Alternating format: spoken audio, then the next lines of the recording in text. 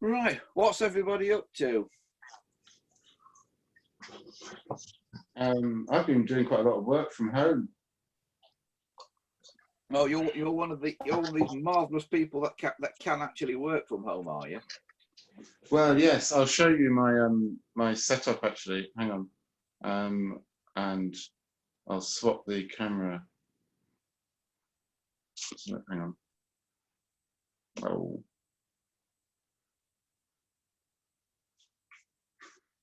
it won't do it. Let me go. If I go to myself, maybe I'll have more chance of hitting the button. You should be able to spin the camera around. Oh, That's it, you've done it. So yeah, so I've got my computer on this side, and then on this side there's the guts of the electronics for this chamber thing that I'm helping develop. So yeah, so that's the main electronics with a little Raspberry Pi being the brains of it. And this is like the lights and the heating fans and the heating fan and the air conditioning fan. There's sensors actually. It's a bit hard to see, but there's little sensors dotted around in a few different places, and they're all sort of all destined to be in a box. But yeah, so that's what I've been working on for the last few days. And that's neat for my daughter when she finally gets up. Yeah, they're keeping you busy there. Somebody left an Easter egg on my doorstep yesterday. Oh, that's lovely. No idea who it was. No idea who laid it. Well, an Easter egg just appeared. Well, I've got a feeling an Easter egg may have appeared on every doorstep up the street, but I don't know for certain. You got some sort of local angel. Sandra's doing her nut because she hasn't got an Easter egg. Oh dear. Well, that's not very good, Alan. Well, there you go. I've only been out the garden gate twice in the last 3 weeks. I confidently predict there'll be a lot of Easter eggs still left in the shops come Tuesday this year. Yeah, I think you're right. Because there were thousands upon thousands of them in the shops the other day when I went. I've totally given up now on Tesco's after my visit the other day, and I'm going to Iceland instead. What's the difference? Yeah, you can get in Iceland. Oh, I'm of an age when I can't go shopping anyway, so I don't have any of this experience. Yeah. How does that work then, Andrew? How do you get supplies and things? Well, fortunately, my wife is younger than I am, and she can do the shopping, so I'm very lucky. She's below the limit. She's below the limit. Well, why does that make a difference then? Because if she's going out, then she'll come home and give it to you if she catches anything. That's life. There's no, I don't know the way around this. Yeah, you have to make sense of it somehow.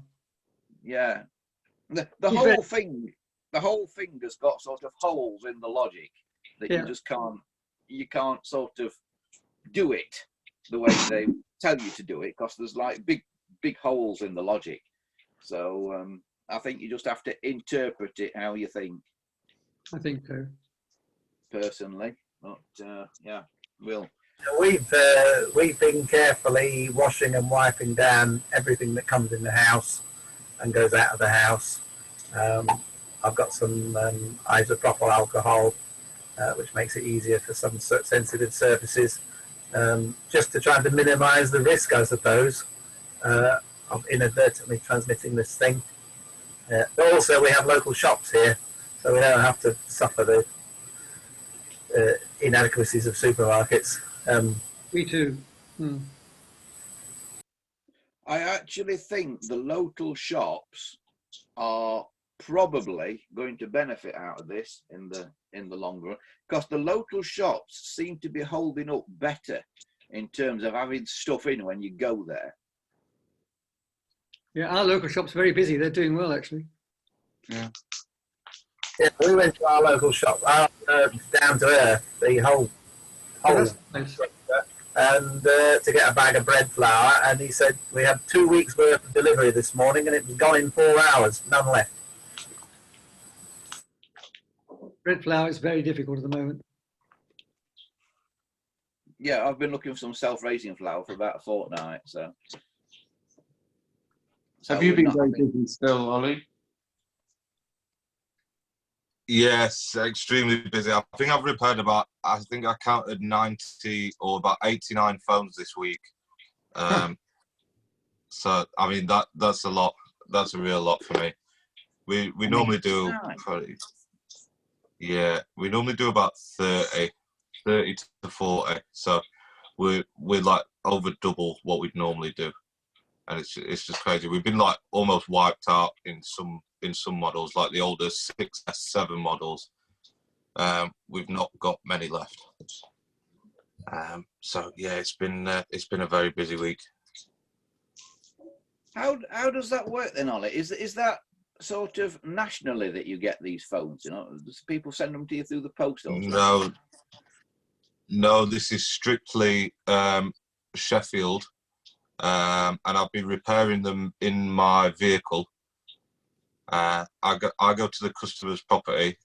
They leave it on the doorstep. I pick it up, gloved up and in a little plastic bag, and repair it in the truck. Clean it off. Oh, we've got this really cool. I don't know if it'll show. We've got this cool box. Oh, you might not see it. No, It's a sanitizing box, and basically, it's like a UV box, and it shines a UV light on it, and apparently it kills 99% of germs. How true it is, I'm not sure. If it's UVB is well-known germicide. It is quite powerful and effective. Yeah. Yeah, but the virus isn't the thing that's live, is it? That's the point. A virus isn't alive, so you can't kill it. Quite. So Right. that Okay. probably won't work. It's got some structure, hasn't it? Yeah. By UV. That's not. Okay. That wasn't the only thing that we've been using. We've got isopropyl alcohol and antibacterial wipes and things like that too.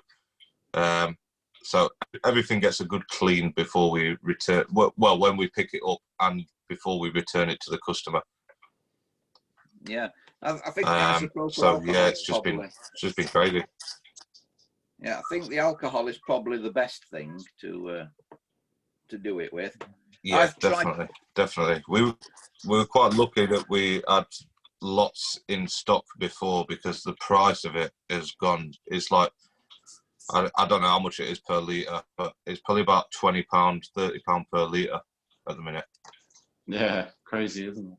Well, that's incredible that you've over doubled your amount of stuff you're doing, and taking more time and effort to disinfect stuff as well. So yeah, man, you must be exhausted. Yes. Yeah. Does this Yeah, I'm more... tired. I'm taking the weekend off now, but the phone's still ringing. Oh. Does this mean more people are breaking their phones, though? 90 odd in a week seems an awful lot of people just in Sheffield to have broken their phone. I think that's a small amount. If you look at the amount of shops what there are out there, which are obviously closed, so I think that I'm just getting people who would normally go elsewhere coming to me. I think there's a lot more than 90 phones in a week get broken in Sheffield. I read somewhere on the internet that they reckon about 30,000 phones a day get broken in the UK. 30,000? Which is a big number. My God, there's some clumsy people. 30,000 a day. Well, even if you say charity, absolutely. But if you're really careful, you might break a phone maybe every 3 years or something. And there's close to 1 million people in the Sheffield region, then that means a third of a million of them, or maybe less, maybe 250,000, break their phones every year. I mean, the numbers are just staggering, aren't they? Yeah, doing absolutely. 90 in a week isn't gonna. Yeah, it's crazy. There's a huge. If you look at it from a business point of view, there's a huge market for it. and yeah, we're doing all right at the minute. We're doing all right, but I'm tired. I'm tired. I You can't might get have to over that. I also wouldn't be have thought working or they'd be something. anywhere near that number. I thought you'd maybe get 5 or 6 a week or something like that. I'm absolutely gobsmacked at that number. No, there's a lot. There's a big demand for screen repair, and the worst bit about it is it tends to be either on the day or the night before that they want it doing. So to sort of organise it is the hardest bit, because people don't want it doing in 2 days' time. They don't want it doing in 3 days' time. We can't plan ahead too much, so we have to just go with the flow a lot of the time. Somebody calls up, oh, I've just smashed my phone to a million pieces. I'm an ambulance driver. I really need it for work. Can you get to me ASAP? And it's hard to try and book people in as soon as possible. So it leaves you running around like headless chicken a lot of the time. Yeah, I can believe that. I had no idea those were the numbers. Do you do them all then, Ollie, Yeah. or do you have a little team of people sort of beavering away? No, I think I've done single-handedly done them all this past week or two, but I'm starting to think I might need some extra help. Crikey, must be ready for a lay down. Yeah. Done that many in a week. Yeah. Yeah, It's been a long one. Yeah, our neighbour runs a real computer shop on Ecclesall Road, and he said that business went through the roof the week before the lockdown, and then he wasn't allowed to open in order to help all these people with their the conventional computer laptops and pads and so on. So he had to close. But he said it was pandemonium in the week or two before. People suddenly realising they needed this kit to actually work. Also, while you were talking, I was listening to you. I should have quick check on UV, and standard sunlight doesn't work in any way effectively, but apparently something called UVC, which I've never heard about, which will fry you if you put yourself in it. So if that little box is UVC, then it is pretty effective. They're not sure if it works with coronavirus, but it does with COVID-19, but apparently it did work with SARS. So if you've got the right UV, it's good. But ordinary standard sunlight is apparently probably too risky. I'm sure it'll have some small effect, but probably not enough. Yeah. To be honest, I think it's more of a I wouldn't say a marketing tool, but I think people like to see that you're proactive about it. So we put it in the box, clean it off for 5 minutes, also do the wiping, the alcohol, wearing the rubber gloves, and I think it's just an extra protection. Come and play. Come and play. Yeah, I think the alcohol's the thing personally, but like I say, you can't get it. I have tried to buy 2 bottles off eBay over the last fortnight, neither of which have arrived. So there's a lot of people putting stuff on eBay at the minute, it would seem, that are just con artists, and I don't think eBay can keep up with them, taking them down. Yeah, it's the Wild West. It's the Wild West on the internet. It's like back when, in the early noughties, really, where there were scams galore on the internet and nobody picked up on them. There's lots of things getting bought and never materialising at the minute, isn't there? Yeah. Well, eBay sent me an email when all this was starting, saying that they were going to take down basically listings for things like face masks and isopropyl alcohol and stuff like that. But they don't seem to have done it. But they did send me an email to say they were going to do it, but it doesn't seem to have happened in the end. Yeah, I believe that they were only allowing trusted sellers to sell these products, but I don't know how they manage it or how hard it is to manage, because I can imagine it's like trying to, I don't know, fighting fire with, and it's going to be difficult to track them all down, because there's going to be that many people trying to do it. Yeah, I don't know how they do it, but I've given up now basically, and I'm trying to do it, trying to get anything and what. I've heard that you have to be careful with people selling alcohol because they're watering it down, and apparently standard 40% liquor isn't actually strong enough to be totally effective. It needs to be 60% or better 80%. So if you don't know that it's guaranteed 80% ethanol, then you're actually buying something dangerous because you're trusting it to work. Yeah. Yes, yes. We use the can you see that it's 99.9 this stuff what we use, and it is good stuff. It has to be as strong as possible because obviously we use it around electronics. So yeah, and that is good stuff. I've never had electrics fail because of water damage after dousing it with alcohol. Yeah, well, the alcohol will just evaporate, won't it? So it'll Yes. go quite quickly. But, yeah. All right. They're keeping you busy then, Ollie. You'll be ready for a holiday after all this. Absolutely, yeah, yeah. Well, we had our holiday cancelled the other week. We were meant to be in Greece last week, but it got cancelled because of all this going on. Yeah. So I've worked 14-hour days instead. So it's been great. Yeah. Well, I've given up with Easter bank holiday and whatnot. I'm just not bothering with it and carrying on as usual. So over the what would normally be the bank holiday, it doesn't feel like a bank holiday anyway. So just carrying on as normal. Yeah. Yeah, we were supposed to be coming back from Scotland today because my wife Chris was 60 on Thursday, and she was intending to spend the entire day in Campbelltown, which boasts 3 distilleries, drinking whiskey all day. So none of that happened.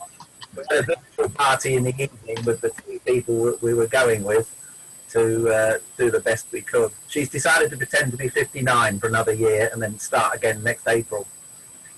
Right. So she's going to do it next year. That's very flexible. Coronavirus stops aging, does it?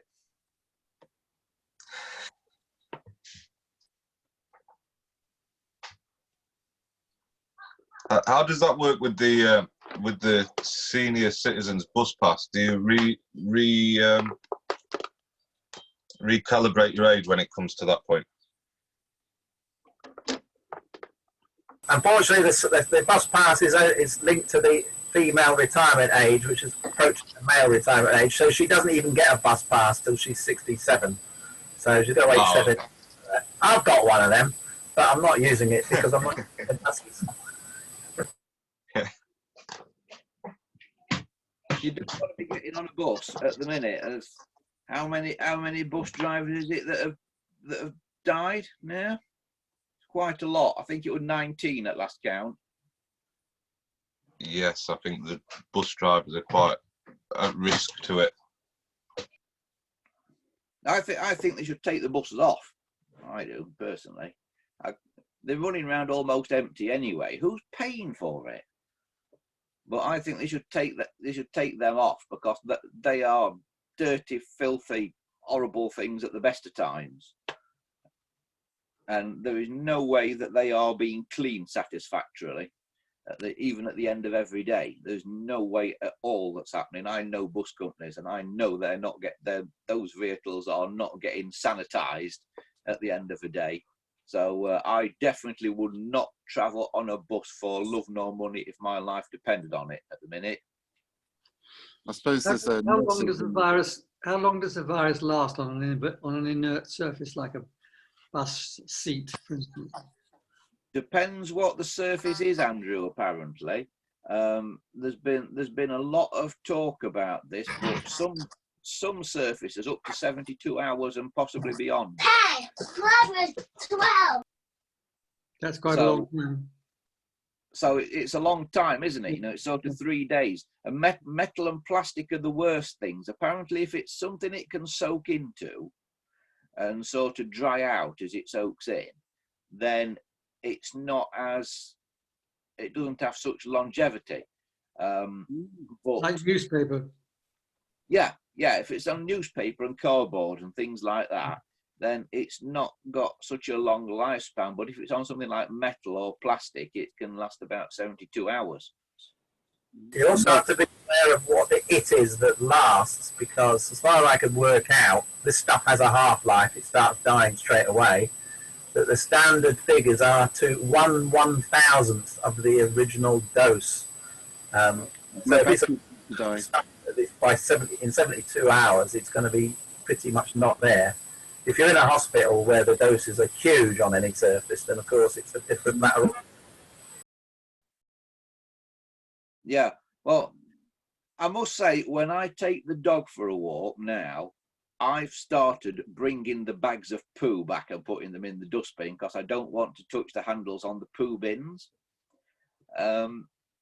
You know, basically, I'm trying not to touch anything that anybody else touches and stuff. And people like Amazon have been told not to knock on people's doors and things like that. You know, they've been told to sort of tap the door with a stick and things like that. So there's obviously some worry about it. But the thing that I don't get about the whole thing, and maybe one of you guys can enlighten me, is why the death rate is so high in this country. Because the way I've understood it, the death rate from people who get this coronavirus is supposed to be between about 1% and 3%. Well, it's much higher than that here, much higher. It's something like about 60%. It's we don't test. It's all over the place. That we're not. Our testing strategy is pretty much. Because we have a small denominator. In other words, the number of people running around with the thing is whatever the ratio of the deaths is to, assuming the deaths are 3% or 2%. If the health service is effective, the deaths will be 1%. So you can extrapolate backwards, and you know how many people are infected and not coming up because the testing is completely inadequate. Ah, I think so if I've yeah, go on, Andrew. Sorry. I was going to say that's the explanation between the difference here and in Germany, because they've got a much bigger denominator of tested people, and we've got a much smaller one. And if you know the number of people who have died and divide them by the denominator, the death rate will depend on the size of the denominator. We've got a very small one because we haven't done any testing. So is it that we're only testing people who get admitted to hospital and think they've got it? So they're bad enough to have gone to hospital and they're the ones that are getting tested. So that's why the death rate is so high, because it's people who have got it quite seriously in the first place. I'm not sure what it might be, but certainly we don't test as many people as other countries, and therefore our rate doesn't mean the same. That's how I understand it. Right. So if you take the total death rate and you work on that sort of 3%, then you basically take, well, call it 1%, multiply it by 99 sort of thing, and that's the number that's actually probably got it. Would that work? That would work, wouldn't it? No, maths is rubbish. Multiply the number of deaths by 100, and that's the number of people that we would be finding if we were testing like the Germans do. Yeah, that's it. So if you've got 1,000 people who've died of it, that means probably 100,000 people have got it or had it. Isn't it? Yeah. I'm with it now. So a lot more people have got it. General. A lot more people have. Yeah, we've lost Gareth, by the way. Does anybody know what's happened? His battery died on his. Yeah, he's just sent a message. Yeah, it said his battery died on his tablet. I think he's on a tablet. Anyway, have you guys all been fixing stuff? I'm only fixing my own stuff. Go on, Andrew. No, I was only say I'm only fixing my own stuff because I can't get anything else anyway. So. Yeah, phones for me and a few toys. There's a lot of toys getting played with in our house at the minute. So yeah, toys and phones.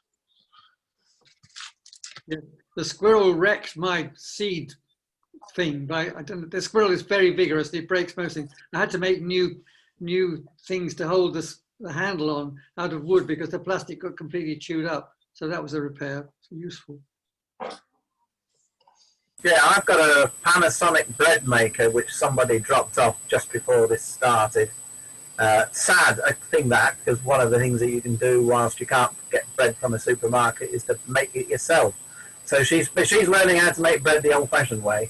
But in the meantime, I'm at a loss with this blimmin' thing because it doesn't have a standard switched power supply. It doesn't have the standard components in it. And it looks like it's the power supply that's gone because the thing's completely dead.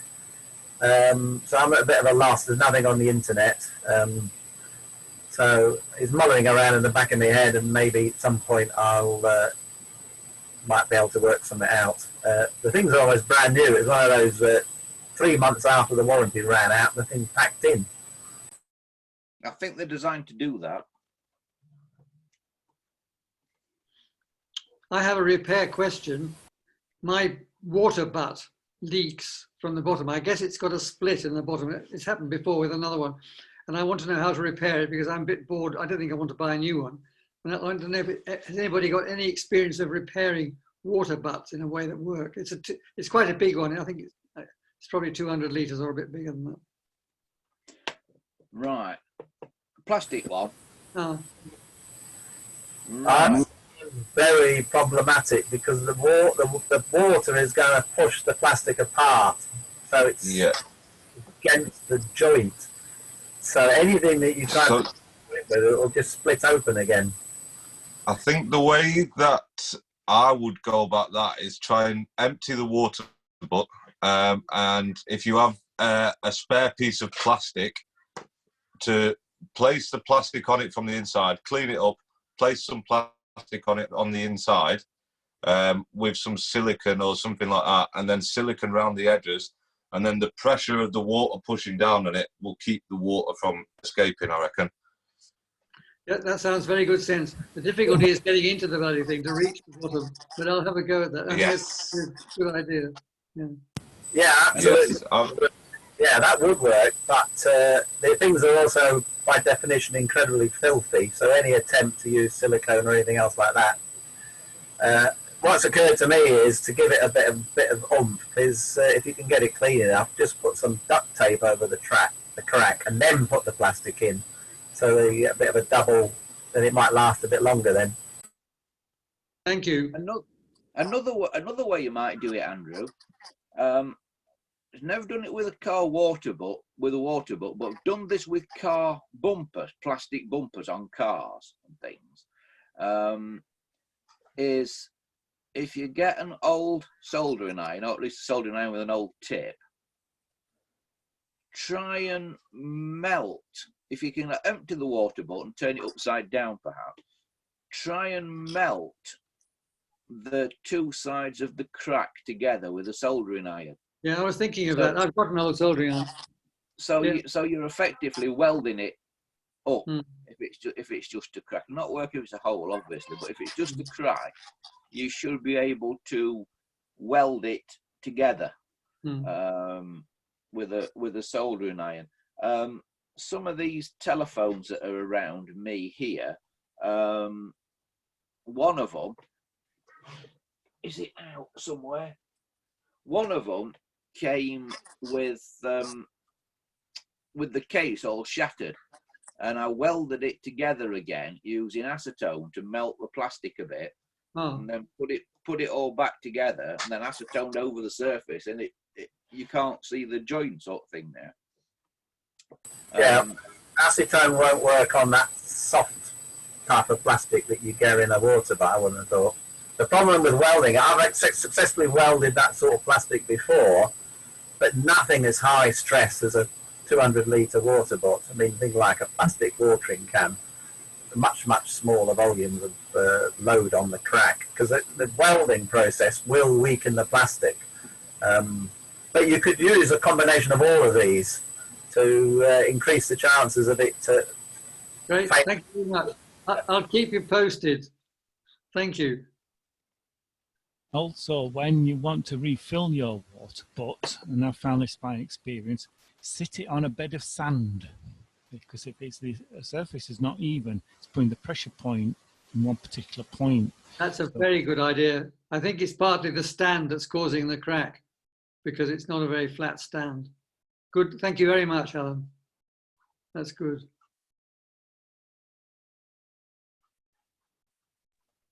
You have to let us know how you get on with that one. That's an interesting one, that. Yeah. But yeah, a water bottle. Extending the life of plastic products is highly problematic, of course. Doesn't matter what they are.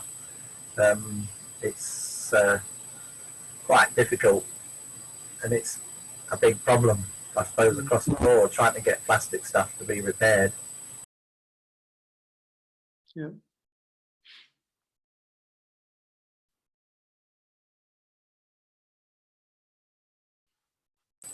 I like Ollie's advert, product placement advertising there.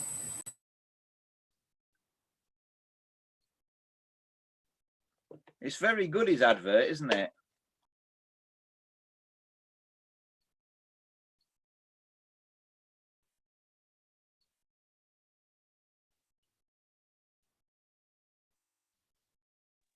I think he's gone. I don't know where he is. I think he's gone somewhere. Yeah, childcare duties. Yeah. I was just looking for the phone that I welded together, but I don't know where that particular one is. It must be in a box somewhere, I think, at the minute.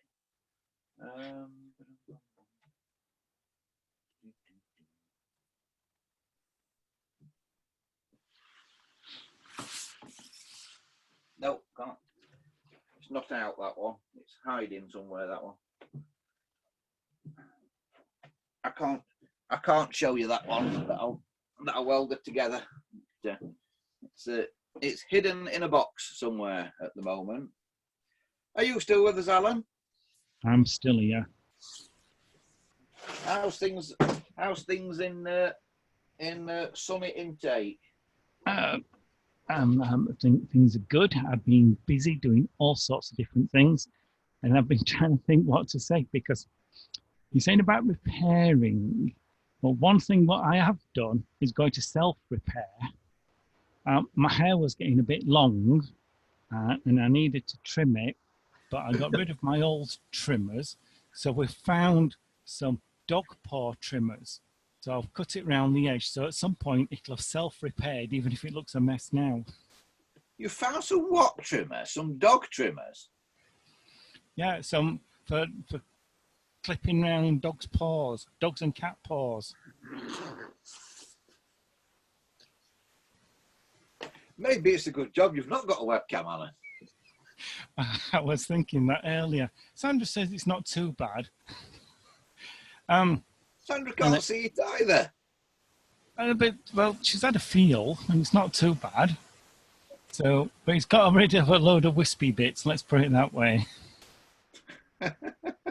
We bought a hair trimmer. My wife cut my hair because it's all a nice new experience, actually. There's lots of things you do which you never would have done otherwise. So it works very well. I've had trimmers in the past and done it, and Sandra said, oh, you've missed a bit, you've missed a bit. And then when we started using that cheap place in town, I thought, well, no point replacing them, but should have done, shouldn't I? Sounds like it, yeah. Sounds like you could have done with trimmers there. Right, I've got another repair thing for you guys. Yeah, I'm just going to see if I can tolerate having long hair again.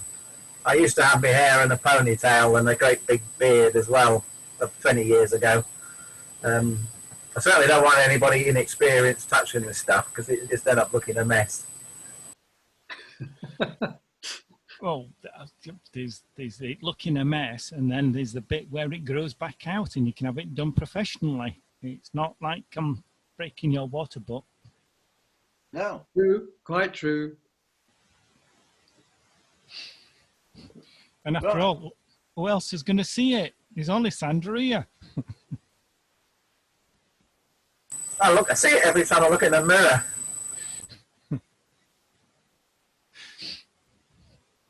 Andy, what? I don't know. I've got a clock. Now, I don't know if you can see this.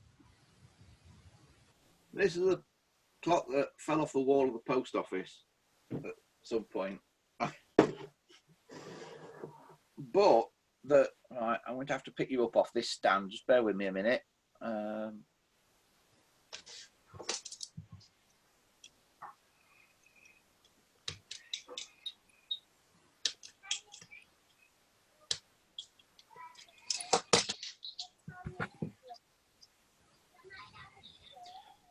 Right, this clock, I don't know if you can see this or not, but it's got something weird on the surface. It's gone like powdery on the surface. Yeah. I don't know if that's showing up at your end. Yeah. I'm wondering if there's anything I can do to get rid of that. I've got a feeling it's a painted aluminium dial. It's actually a slave clock off it runs off a master clock. But what would you recommend to get rid of that sort of powderiness? And if I do try and get rid of that powderiness, will it leave little aluminium dots on my white dial? Why do you want to get rid of it? The powderiness on the hands or on the dial? It's on the dial. Yeah, looks all right to me.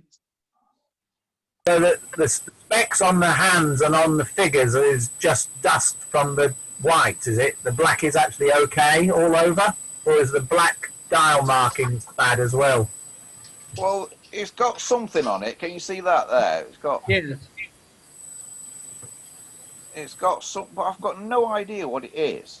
But I was worried that if I tried to rub it, it might be like under the paint, lifting the paint up. And so if I rubbed it off, it would leave like little unpainted dots all over. Do you think it might be a substandard powder coating that's on it? That's or a powder coating what's deteriorated over time? My suspicion it's not powder coated. My suspicion is it's just printed with paint onto an aluminium surface. And I think it may have been slightly damp in somebody's shed at some point. And that's why it's happened. But you do clocks, don't you, Andrew? Have you ever seen anything like that? No, because I usually only do old clocks. But I must say my instinct would be to leave the white and just deal with the black. Yeah. It's the black that's a shame, isn't it? The white looks fine. Yeah, the black is certainly the bit that sort of gets in the way, sort of thing. So I'll just put. What happens if you rub on the black? Yeah, I'd be inclined to try as carefully as possible to clean up all the black, and then get rid of any loose with a brush of some sort without trying to take any paint off, just in case aluminium comes through, and then hang it on a wall and see how much you can see. It's a fucking great big clock that somebody's face.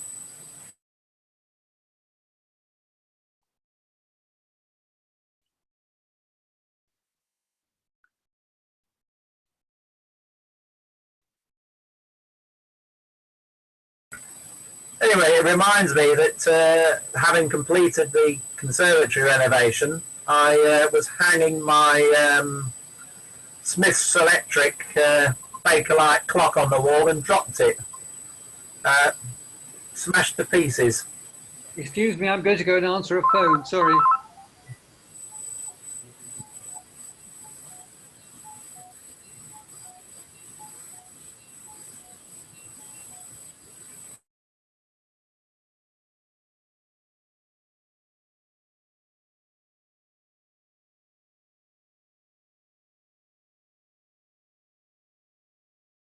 Is it actually Bakelite, your clock, Gordon?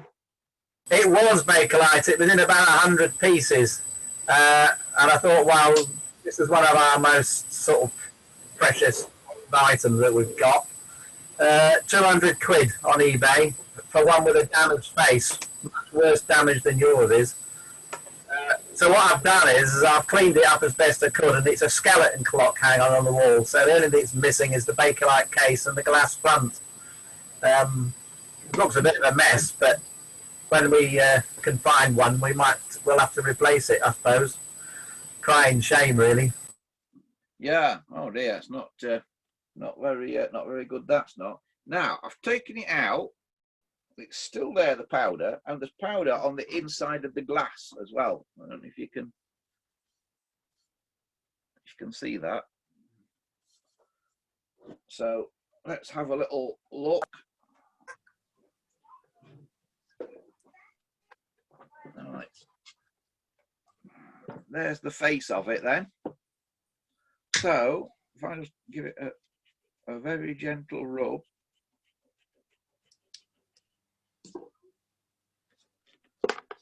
As I feared,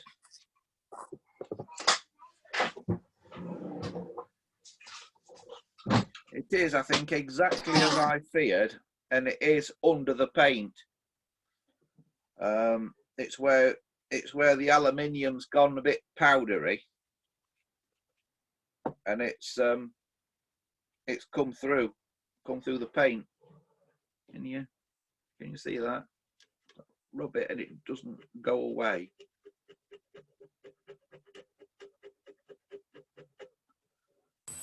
Yeah, so it looks like they painted the whole thing white and then put the black on top of the white. So now it's all coming through. Yeah. Yeah. Well, I think it's the aluminium that's oxidized underneath the whole lot and is sort of popping the paint off. I get the impression. I agree. It's probably been stored somewhere damp, like you said. Yeah, I think that's what's happened to it.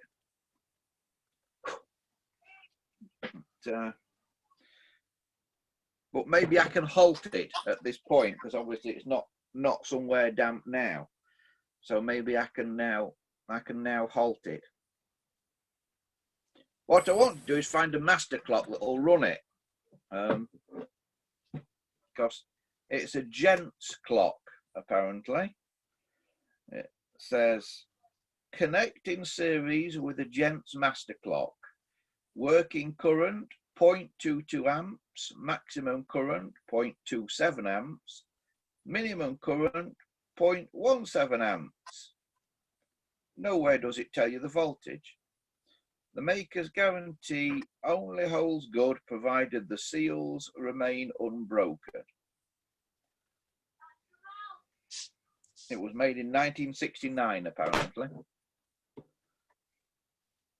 So you don't just replacing it with a standard quartz unit then?